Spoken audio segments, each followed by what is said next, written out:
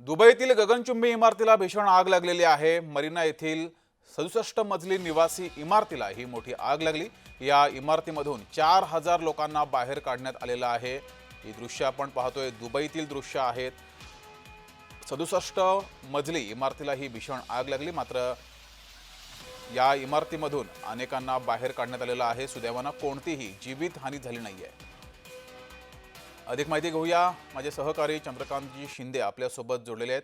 चंद्रकांतजी, काय नेमकी या आगीचं नेमकं कारण काय होतं आणि सुदैवाने कोणतीही जीवितहानी झाली नाही हे विशेष आहे? जगदीश, ही जी दुबईच्या 67 मजली निवासी इमारतीत आग लागलेली आहे, ही फायर हॅलो बोला बोला। हां. दुबईच्या इमारतीला ही जी आग लागलेली आहे, ही इलेक्ट्रॉनिक सर्किटमध्ये काहीतरी बिघाड झाल्याने आग लागल्याची माहिती आता सध्या तरी मिळते। आणि विशेष म्हणजे जवळजवळ 6 तास ही आग विझवण्यास तिकडच्या अग्निशमन यंत्रणेला लागली।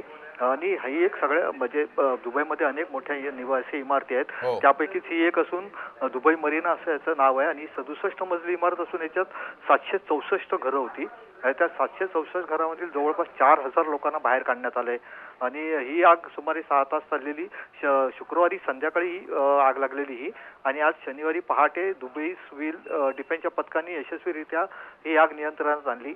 आपण जर बघितलं तर मुंबईत अशा अनेक गगनचुंबी इमारती आहेत, मात्र तेथे आग लागल्यानंतर ती आग विझवण्याची यंत्रणा पुरेशी किंवा समर्थ यंत्रणा आपल्याकडे नाही आहे। तर ह्या दुबईच्या घटनेवरून मुंबई किंवा भारतामध्ये ज्या ज्या ठिकाणी आता अशा गगनचुंबी इमारती उभ्या राहत आहेत, तर तेथील अग्निशमन दलाने किंवा तेथील सरकारने यापासून धडा घेतला पाहिजे असं सुचवावं असं वाटतं। जगदीश जी, धन्यवाद चंद्रकांतजी दिलेल्या या माहितीबद्दल।